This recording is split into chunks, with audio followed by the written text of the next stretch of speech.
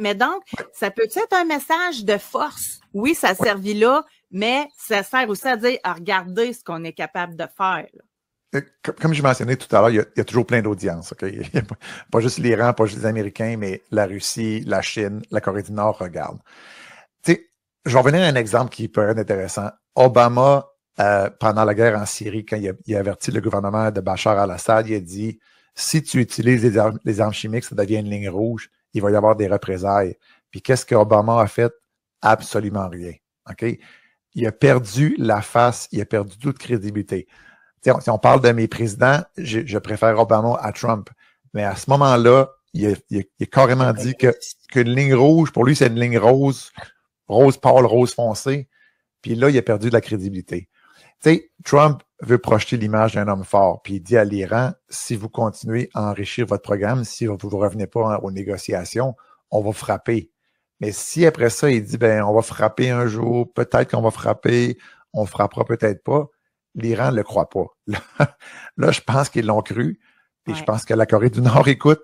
Je pense que la Chine et la Russie écoutent. Je veux dire, il est extrêmement imprévisible, Trump. Mais ça peut aussi être une force dans le sens qu'on ne sait jamais qu'est-ce qu'il va faire. Exact. Au fond, on a quelqu'un d'atypique qui peut, au fond, renverser la table. C'est de l'ordre des possibilités, ça. Oui. Nicolas Mirkovic. Oui, parce que Trump est très difficile à gérer. Je pense que moi, j'aimerais pas travailler dans son équipe parce qu'il dit noir un moment, blanc le lendemain, gris le surlendemain. Mais il veut que les choses bougent. Et ça, on peut critiquer Trump sur pas mal de sujets, mais il veut que les choses bougent. Et pour bouger les lignes aujourd'hui au sein de l'OTAN, il faut quelqu'un de la Trump.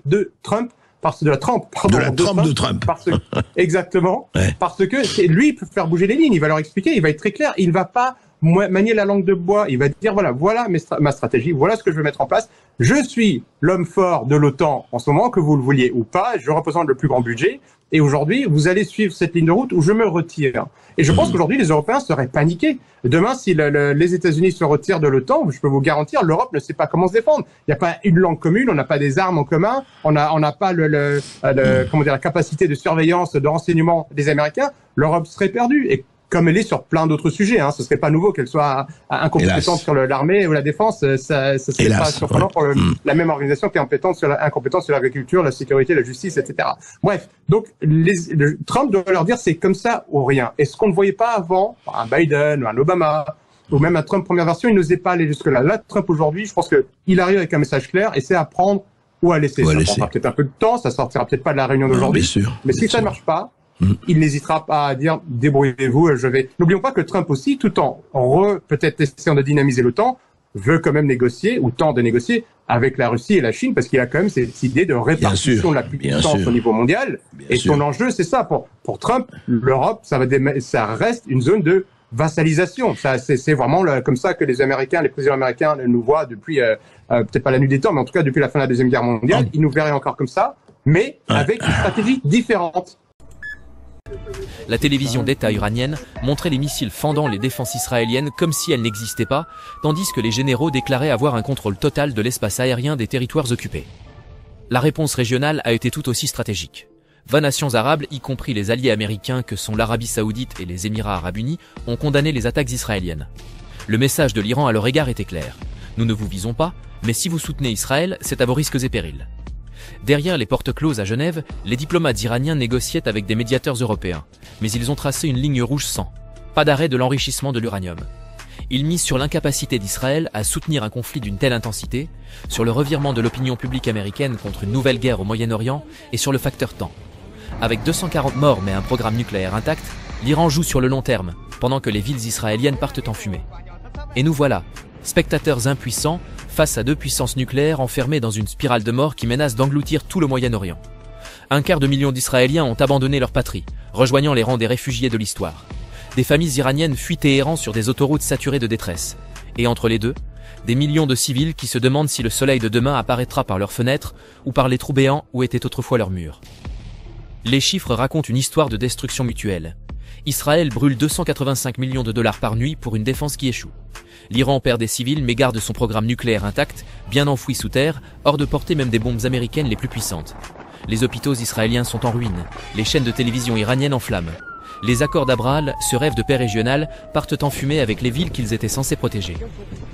Il ne s'agit plus seulement de missiles ou de programmes nucléaires. Il s'agit de 3 dirigeants qui se sont enfermés dans des impasses, peignant leurs murs avec le sang de leur propre peuple. La survie politique de Netanyahou a coûté 250 000 de foyers israéliens. L'héritage présidentiel de Trump repose sur un ultimatum de 2 semaines qui pourrait entraîner l'Amérique dans une nouvelle guerre sans fin. Et Khamenei, il a transformé sa nation en bûcher funéraire pour prouver qu'il ne plierait pas devant l'Occident. Chacun d'eux a choisi l'orgueil plutôt que la paix, le pouvoir plutôt que le peuple. La bataille a commencé, comme l'a averti Khamenei.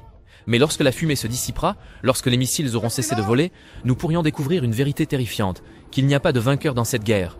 Seulement des fantômes errant dans les ruines de ce qui étaient autrefois des villes prospères. Seulement des enfants qui demandent pourquoi ils ne peuvent pas rentrer chez eux. Seulement des livres d'histoire qui s'interrogeront sur la manière dont nous pourrons en être arrivés là. L'ultimatum de Trump s'achève. Les défenses d'Israël s'effondrent. Le peuple iranien meurt. Et quelque part dans les cendres de Tel Aviv et de Téhéran, les rêves de millions d'êtres humains sont en train de brûler. Car quand on joue aux échecs nucléaires avec des vies humaines, tout le monde perd. La seule question qui reste est, combien devront encore fuir avant que quelqu'un cligne les yeux? Salut Marc. Ça va bien? Oui, merci. Bon, écoute, alors, on y va. Juste pour mettre la table, tu me dis si je me trompe, mais Mark Carney, dans la réunion pour l'OTAN qui a lieu ces jours-ci, a annoncé encore, ça avait déjà été fait il y a très peu de temps, à vrai dire, il y a même quelques semaines, ma foi du bon Dieu, une augmentation du budget militaire. Et toi, tu penses qu'il y a une partie de ça qui va aller justement en développement d'intelligence artificielle? Ben écoute, je suis porteur de bonnes nouvelles aujourd'hui. Tiens donc. Bon, c'est rare que c'est le contraire. Écoute, tu sais, il y a plein de monde dans la vie qui se disent, est-ce qu'on va perdre notre job à cause de l'intelligence artificielle? Ma réponse à ça, c'est oui. Mais la bonne nouvelle, c'est qu'on va t'engager pour faire des armes. Ah, Parce que, pense, en fait, tu sais, le Universal Basic Income, le UBI, qui est l'espèce de bien-être social universel, en se disant, quand l'IA et les robots vont tout faire, on va donner de l'argent à tout le monde pour pouvoir payer l'épicerie. Ben, en fait, ma théorie, c'est que l'OTAN, ce qu'ils se sont dit, c'est, il va y avoir tellement de perte d'emploi, on saura pas quoi faire avec ces gens-là, ben, on va leur faire de l'armement. Parce que, écoute, parce que le niveau de dépenses est hallucinant, là.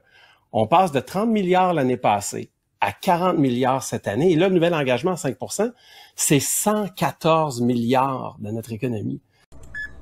Mais on pourrait faire des jobs dans des choses bien plus utiles que de l'armement militaire, là. Ben, je suis 100% d'accord avec toi. Mais tu sais, on a quand même élu un premier ministre elbow up pour tenir tête à Trump et faire les intérêts du Canada. Fait qu'imagine si on avait eu un premier ministre conservateur, qu'est-ce qu'il aurait fait?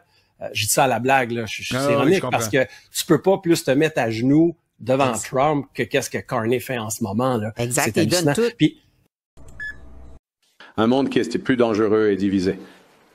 Une époque où l'ordre international fondé sur des règles, l'ordre mondial fondé sur des règles est menacé à un moment où le changement technologique s'accélère. Et nous avons vraiment 2 choix en tant que juridiction, en tant que pays dans cette situation. Nous pouvons regarder en arrière avec nostalgie et espérer que l'ancien ordre revienne d'une manière ou d'une autre, ou bien nous pouvons en construire un nouveau avec détermination et en partenariat. Et en tant que pays non européen le plus européen, le Canada se tourne d'abord vers l'Union européenne. Et donc aujourd'hui, c'est une nouvelle ère de coopération. Notre partenariat stratégique Canada-UE ou partenariat stratégique UE-Canada pour l'avenir va construire une relation nouvelle et plus profonde qui nous rapprochera encore davantage.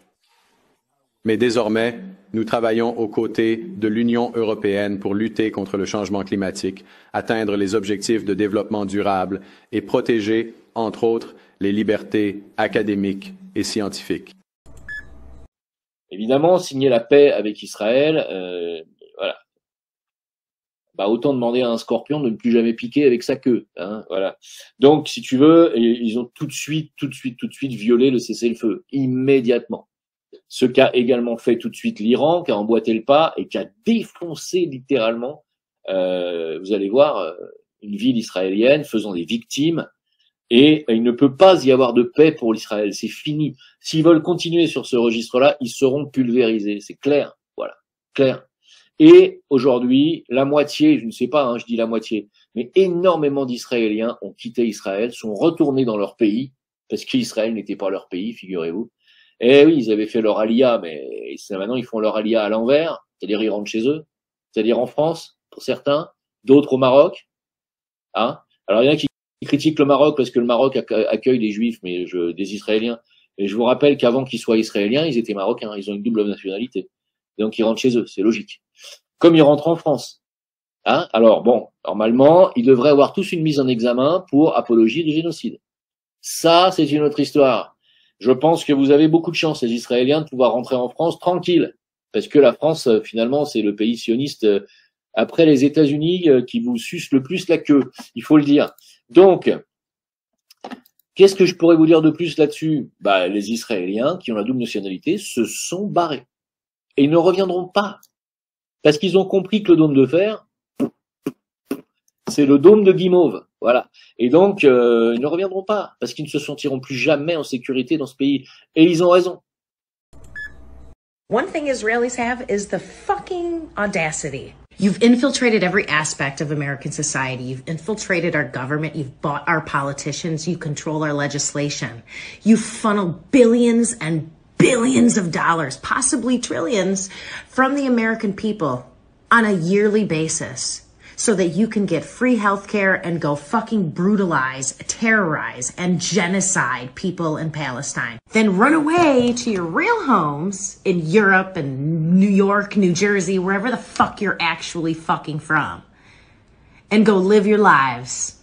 Go live your lives like you didn't just fucking murder children. Now, you pieces of fucking scum are on every single major news channel because you own the media too. Because you fucking infiltrated that too. Now you're on every single fucking news station playing victim. They want to kill all the... Nobody fucking cares that you're Jewish. Nobody cares. They want to kill Israelis because you're fucking murderous, genocidal pieces of shit. All right. And you have no business in modern civilized society. You are the scum of the earth. They want to kill you. They don't want to kill Jews. They don't care about your religion. Nobody fucking cares about your religion. Nobody cares. We care that you're murdering people. We care that you just unprovoked fucking threw a missile at Iran and are now on all of the news channels playing fucking victim, begging America to come fight your fucking war for you. Again. By the way, don't think we don't fucking know about 9/11. I am so fucking sick of these people. They are the absolute scum of the earth. Get the fuck off my news. Stop trying to convince us to fight your fucking war. And Lord knows, with this fucking ass clown as president, we're probably gonna go. We're probably gonna fucking go to war. Probably gonna go fucking war while Americans are literally struggling to survive.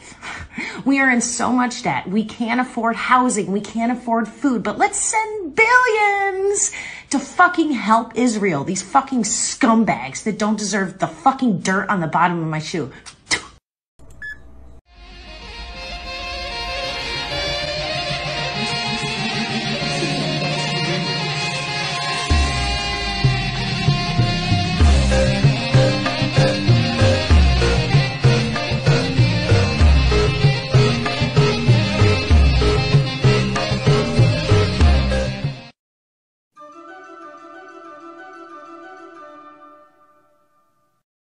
Salut tout le monde, Ben Garneau à l'appareil.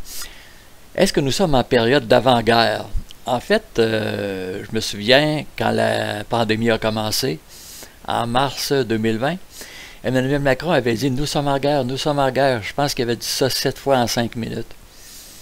Quelques jours plus tard, il avait déclaré « Je veux que tout le monde sache que la bête de l'événement est là ». Bon, on peut considérer que c'était une guerre plutôt invisible en ce que nous concerne. La France n'a pas été bombardée, le Canada, les États-Unis, rien. Mais on a perdu quelques militaires à partir du moment où l'Ukraine est entrée en guerre avec les États-Unis. On a perdu quelques militaires français, canadiens, américains. On a parcouru un certain chemin depuis ce temps-là et je regarde l'ambiance partout à l'international. C'est pas beau. Est-ce qu'on se dirige vers une guerre de grande envergure qui pourrait faire des dégâts même en France, en Allemagne, au Canada, aux États-Unis? C'est une possibilité qu'on ne peut pas écarter du revers de la main. Première des choses, il faut qu'on soit conscient que les populations sont des victimes. On vient de voir la vidéo, cette jeune américaine-là qui crache en pleine face de sa caméra en maudissant les Juifs. Non, les Juifs sont des réfugiés politiques, il faut les voir comme ça. C'est comme la population israélienne, palestinienne, les populations en France, Canada et États-Unis ne sont pas à blâmer pour leur inaction parce qu'on est pris en otage par nos dirigeants. Une fois qu'on a compris ça, nous autres, les citoyens de tous les pays, on est supposés être solidaires les uns envers les autres. Comme on l'a vu dans la vidéo, Marc Carney, il est prêt à augmenter les dépenses militaires. C'est incroyable. Il a été à l'Union européenne pour renforcer la collaboration. Il est prêt à donner 5% du PIB pour l'OTAN. Collaboration comme tous les pays du monde, 5%. C'est une dépense absolument énorme. Hier, j'ai mentionné brièvement cette vidéo-là, Prophétie chrétienne, les prédictions qui bouleverseront le monde. Une vidéo que j'ai visionnée, ça dure à peu près 1h30, mais c'est très intéressant. Je ne suis pas d'accord avec 100% du contenu de cette vidéo-là, mais c'est une vidéo quand même tout à fait intéressante. Une autre information que je viens de voir sur Twitter, en Allemagne, MERS, les entreprises devraient affecter leurs employés au service militaire. Bon, est-ce que nous sommes dans une ambiance d'avant-guerre? Je regarde les pays membres de l'OTAN et de l'Union européenne. Ils semblent se préparer activement pour affronter les Russes. Puis moi, si j'étais à la place de Vladimir Poutine, quand est-ce que je passerais à l'action? Bon, les pays membres de l'OTAN et de l'Union européenne sont ruinés par la COVID et ils sont désarmés à cause de la guerre en Russie, évidemment, avec l'Ukraine. Donc, le meilleur moyen, le meilleur moment pour attaquer pour Poutine, ça serait justement en 2025, 2026 au plus tard. Ursula von der Leyen, elle a affirmé son intention, j'ai vu l'information passer aussi, elle veut réarmer les pays membres de l'Union européenne d'ici 2029. Poutine, il n'est pas fou, il n'attendra pas que l'Union européenne soit réarmée. Son jeu à lui, c'est de passer à l'attaque avant. Bon, je ne sais pas, mais est-ce que c'est en 2025 ou en 2026 au plus tard que Vladimir Poutine va commencer à frapper fort?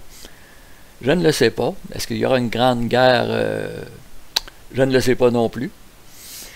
On espère tous, évidemment, qu'on ne se rendra pas là, mais il faut qu'on reste solidaires les uns les autres. Je veux dire, on a des gros liens de ressemblance avec les peuples français, allemands, israéliens, qui subissent la tyrannie de leurs dirigeants. C'est ça qu'il faut comprendre en premier lieu. Bon, il n'y a rien de sûr. C'est pas certain à 100% qu'on va avoir une guerre de grande envergure, tant mieux si on l'évite. Mais je me sens quand même comme si on était dans une ambiance d'avant-guerre, causée par nos dirigeants. Toujours. C'est toujours les dirigeants qui causent les grandes guerres. Bon voilà, c'est tout pour cette vidéo. Ben Garneau ici qui vous dit portez-vous bien et à la prochaine.